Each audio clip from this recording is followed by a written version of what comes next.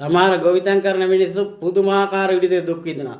උදේ ඉඳන් රෑ වෙනකන් ඇඳන් ඉන්න ඇඳුම් වලින් දාඩිය වැක්කරනකන් අතේ කරගැට අල්ලෙත් එක්ක එනකන් මේ මිනිස්සු පොළොවත් එක්ක හැප්පෙනවා. ඒ කායික වේදනාව, ඒ මානසික වේදනාව දැනෙන්නේ තව ගොවියෙකුට මිසක් සුදු ඇඳගෙන ඉන්න අධර්මිෂ්ඨ නර පණුවන්ට මේවා තේරෙන්නේ නැහැ. හැබැයි මේ මිනිස්සු මේ තරම් දුක් විඳලා ගෙදර ගිහිල්ලා උයන දෙයක් කාලා නිදා ගන්නද? නිදාසේ නෑ.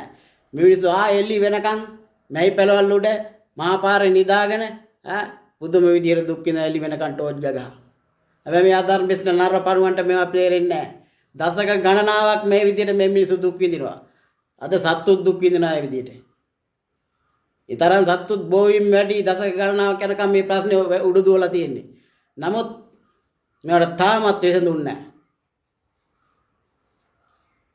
මට බලයක් ආපු දාට බලත් දඬුවම් දෙනවා, අනිවාර්යෙන් බලට දඬුවම් දෙනවාමයි. මොකද මේ රටේ සත්තුන්ටයි මිනිස්සුන්ටයි මේ කරන අසාධාරණ වෙනුවෙන් දේශපාලනකින් තොරව බලට දඬුවම් විඳින්න සිද්ධ වෙනවා. මොකද පුදුමාකාර විදිහට මේ රටේ ජන ජීවිතයට වනසතුන්ගෙන් විශේෂයෙන් රිලවුන්ගෙන් අලින්ගෙන් ඍජුවම බලපෑම් කරනවා. නමුත් උඹලට පේන්නේ නැහැ මේවා. උඹලා මතක තියාගන්නilla මේ යුගයක අවසානය කියලා. අධර්මිෂ්ඨ යුගයේ අවසානයයි මේ යන්නේ.